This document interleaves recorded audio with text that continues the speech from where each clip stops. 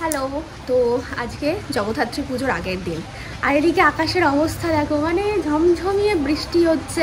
আকাশের অবস্থা দেখো, পুরো ঘন কালো মেঘে ছেয়ে আছে, বৃষ্টি হচ্ছে। বছর তো এবার বৃষ্টি হয়ে কেটে গেল, ওই সঙ্গে পুজোকালের দিনে যদি বৃষ্টি হয় একদমই ভালো লাগে না। এখন বাজে দুপুর 2টো আর মেঘ করে পুরো অন্ধকার নেমে এসেছে।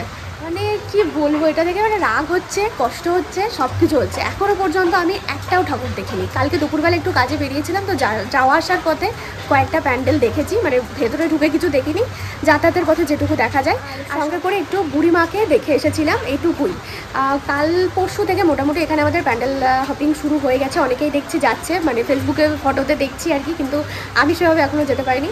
আজকে উজ্জ্বল আসার কথা, তো আজকে রাতে আমাদের ঠাকুর দেখতে যাওয়া, প্যান্ডেল হপিংয়ের প্ল্যান রয়েছে, কিন্তু আদেও জানি না কি হবে।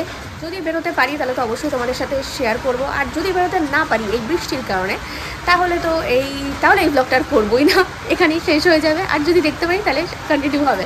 আজকে সব পাঁপড় ভাজা হচ্ছে, জামাই আসবে জন্য। বড় জামাইয়ের প্রিয় এই পাঁপড় ভাজা, ছোট জামাইয়ের প্রিয় এই পাঁপড় ভাজা। শাশুড়ির অনেক দায়িত্ব, সব যার যার যা পছন্দ সব করে রাখতে হচ্ছে। এখানে হয়েছে চাটনি, আমের চাটনি। এক একজনের পছন্দের জিনিস এক এক রকম করে রাখলাম। বড় বিয়ায়ের পছন্দ চাটনি, আমার হাতে চাটনি খেতে খুব পছন্দ করে, চাটনি করে রাখলাম। বড় জামাই আজকে আসবে, আর বড় বিয়াই কালকে আসবে, আর ছোট জামাই পরশু দিন। এক একদিন এক একটা লোক ঢুকবে আমাদের বাড়িতে।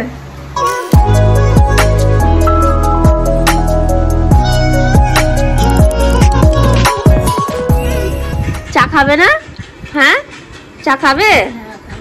এখন আমাদের চায়ের আড্ডা হবে, সবাই মিলে এখন চায়ের আড্ডা হবে।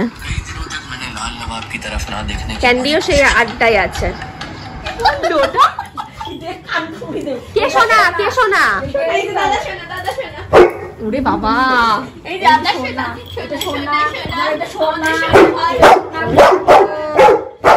কি হিংসুটে! ভাইকে সোনা সোনা করে আদর করছে, ওর খুব হিংসা। শোনা শুধুমাত্র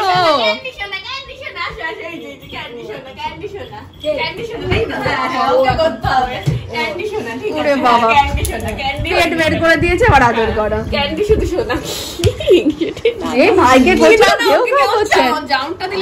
হ্যাঁ, জামটা ওটার ক্যামেরা করা হয়নি। সোনা করে দাদাকে সোনা করো।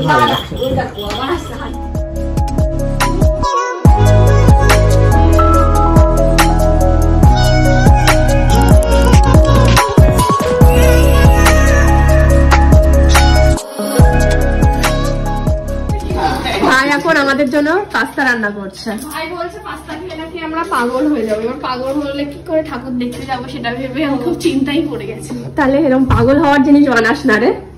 এখন কি হচ্ছে? পাস্তা সেদ্ধ। এই যে জামাই চলে এসেছে, এসে চেঞ্জ করা হয়ে গেছে, আর নিয়ে এসেছে এত বড় একটা মাছের পেটি। এখানে অনেক কি আছে, ইলিশ মাছ আছে। চলো খুলে দেখি আমরা। এটা এটা লাল লাল কি চিকেন পকোড়া গুলো তো লাল কালার কেন?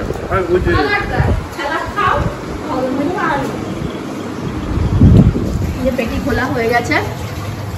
কটা মাছ আছে? কটা মাছ আছে? 5টা? 4টে বললা না? 5টা। এবার এগুলো ভালো করে, ওইখানে আরেকটা দেখা যাচ্ছে। ওটাকে এই কথাই ছিল। তবে এটা দেখো, ফ্রিজে রেখে দেওয়া হচ্ছে এবার। ভালো বড়, মানে বরফের মতো জমে গেছে। ক্যান্ডি কোথায় দাঁড়িয়েছে দেখো, ওর দুটো পাতা পাকের মধ্যে গিয়ে জিভ চাটছে। একটু ধরে গেছে, ধরে গেছে। হ্যাঁ, ভালো হবে মা মাছগুলো। মা এখানে রান্না করছে। কি রান্না করছো মা? পাবদা মাছের, এই যে পাবদা মাছ। পাবদা মাছের কি ঝোল? সর্ষে পোস্ত বাটা। পাবদা মাছের সর্ষে পোস্ত বাটা এখানে রান্না হচ্ছে। কটা হচ্ছে ভাত বসাবো? চলে আসার পর থেকে উজ্জ্বলের পেছন একেবারেই ও ছাড়বে না। ও শুয়ে আছে আর ও এখানেই বসে বসে ওকে পাহারা দিচ্ছে। ওরে বাবা, লেগে যাচ্ছে ও বলছি জন্য। রাতে খাওয়া দাওয়া আমাদের হয়ে গেছে, এখন রেডি হতে চলে এসেছি। এখন আমরা রেডি হয়ে বেরোবো ঠাকুর দেখতে। কি বলতে ইচ্ছা করে আর ভালো লাগে না। ছাতা মেকআপ অলরেডি ডান, শুধু লিপস্টিকটা বাকি আছে। আর এই মুহূর্তে ঝমঝমিয়ে আবার বৃষ্টি। সন্ধ্যা থেকে একদম বৃষ্টি হচ্ছিল না, মানে সন্ধ্যা হতে বিকাল থেকে একেবারে বৃষ্টি থেমে গেছিলো, সেই দুপুরে যাওয়া পর হয়েছে। এখন বেরোনোর মুহূর্তে শুরু হয়ে গেছে। ভালো লাগবে মামা, ভালো জোরে বৃষ্টি হচ্ছে, এরকম করে বেরোনোই যাবে না। তো বৃষ্টি মোটামুটি কমে গেছে, আমরাও রেডি হয়ে নিয়েছি। যে আমি, এখানে বোন, আর এই দেখো এখানে হচ্ছে উজ্জ্বল রেডি হয়ে বেরোবো। জগদ্ধাত্রী পুজো মানেই হচ্ছে রাত জেগে প্যান্ডেল হপিং করা, তো সেটাই যদি না করতে পারি তাহলে জগদ্ধাত্রী পুজোর সেই মজাটাই মানে হয় না যেন। তো চলো বেরোনো যাক। তো চলো তাহলে বেরোনো যাক, আমরাও দেখি প্যান্ডেল আর তোমাদেরকে সাথে করে তোমাদেরকেও দেখাই। 11:30টায় আমাদের বেরোনোর কথা ছিল, এখন 12:30 বাজে, এখন আমরা বেরোচ্ছি। বৃষ্টির চক্করে যত দেরি হয়ে গেল। এই যে আমাদের যানবাহন রেডি হচ্ছে, রেডি। চলো, ওই গ্রিলে ঝোলানো ছিল, বৃষ্টি হয়েছে, রাস্তাঘাটে জল তো কাঁঠালতলার মোড়ে সবাই আছে। এই হচ্ছে আমাদের পাড়ার ছোট্ট পুজো হচ্ছে, চলো ঠাকুরটা দেখাই তোমাদের।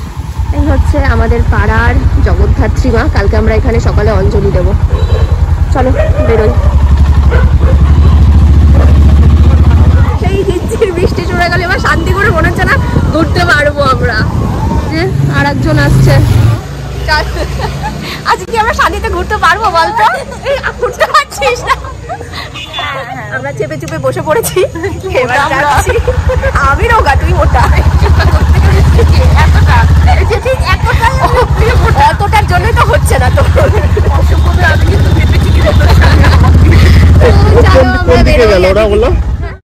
আমরা যাচ্ছি এখন অনন্যা ক্লাবের দিকে। এখানে যাওয়ার আগে আর একটা প্যান্ডেল, মানে একটা থিম দেখেছিলাম যেখানে করা হয়েছিল পাগলা গারদ, তো ওটার আর ভিডিও করা হয়নি, অ্যাকচুয়ালি খুব একটা বেশি ভালো লাগেনি। তো যাই হোক, এখন ঢুকছি অনন্যাতে।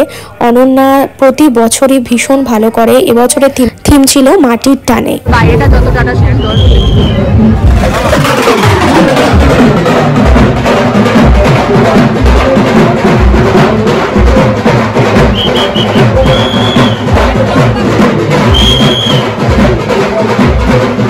বৃষ্টি আবার শুরু হয়ে গেছে। ছাতা মাথায় নিয়ে হাঁটছি, যে পেছনে এই গ্রুপটা মানে আমার একটি মাথায় এবার বিশাল বড় টিম, আমরা ছাতা ফুটিয়ে দিয়েছি। ছাতা মাথায় দিয়ে হলেও ঠাকুর দেখতেই হবে, সবাই দেখছে ছাতা মাথায় দিয়ে ঠাকুর দেখছে। হ্যাঁ, এবার পুজোর ড্রেস হওয়া উচিত ছিল রেনকোট।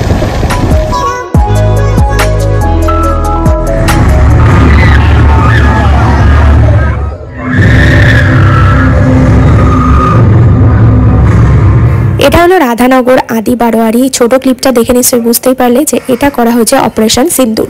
রাত তখন বাজে প্রায় 1:30। এই বৃষ্টি ভেজা রাস্তাতেও কিন্তু তখনও লোকজনের ভিড় খুব একটা কম নয়।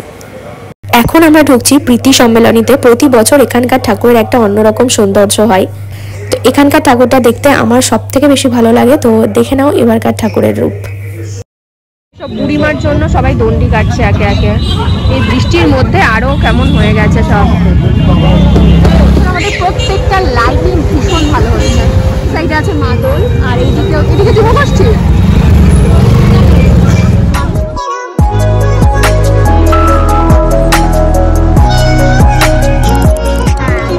এটাই একমাত্র পেতলের জগদ্ধাত্রী আমাদের কৃষ্ণনগরে, তাই না বল?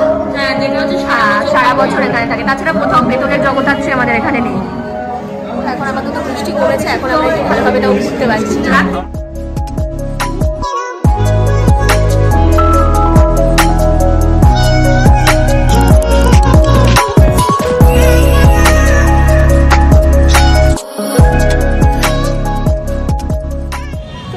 শেরাবালি ঠাকুরটা দেখে বেরোলাম। এখানকার ঠাকুরটা আমার ভীষণ ভালো লাগে, সাজটা এত অন্যরকম, এত সুন্দর হয়, তো বেশ ভালো লাগলো। এবার দেখা যাক কোন দিকে যাওয়া যায়। বুড়িমার কাছে এখনো পর্যন্ত আমরা যেতে পারিনি, বুড়িমাটা তো অবশ্যই যেতে হবে। তো দেখা যাক কোথায় কোথায় যাই, যেখানে যেখানে যাই অবশ্যই তো তোমাদেরকে দেখাচ্ছি।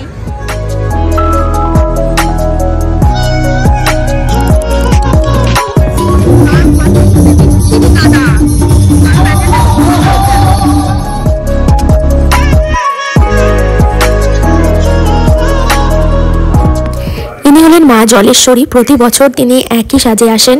রাজবাড়ির পর প্রথম বারোয়ারি পুজো শুরু হয়েছিল মালোপাড়ার এই জলেশ্বরী মাকে দিয়েই। এরপর আমরা এসেছি মেজো মাকে দেখতে। বুড়ি মায়ের একজন বোন হিসাবেই আমরা এই মাকে চিনি। আমাদের কৃষ্ণনগরের জগদ্ধাত্রী পুজো শুধুমাত্র একটি পুজো নয়, এটি বহন করে চলেছে বহু পুরনো ঐতিহ্যকে। নতুনত্ব কিছু আসলেও পুরনো ঐতিহ্যকে একেবারেই মুছে ফেলা হয়নি। প্রায় প্রত্যেক পুজোর পেছনেই জড়িয়ে রয়েছে কিছু ঐতিহ্যপূর্ণ গল্প।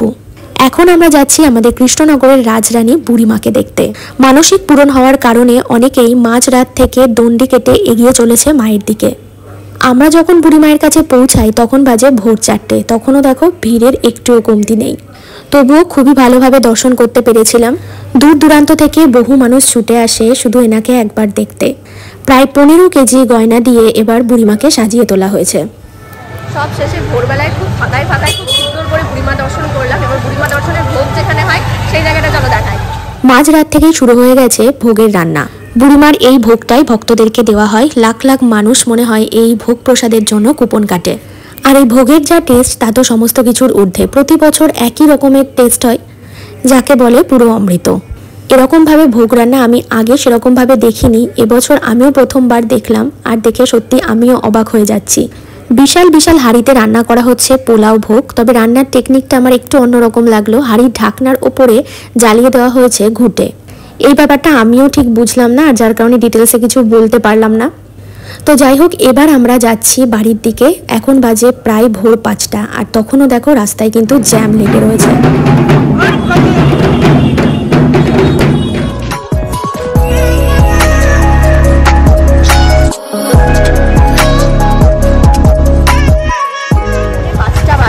আর আমাদের এনার্জি নেই, আর কতক্ষণ থাকবে এনার্জি। এবার আমরা বাড়ি যাচ্ছি, বাড়ির কাছাকাছি অলরেডি চলেও এসেছি।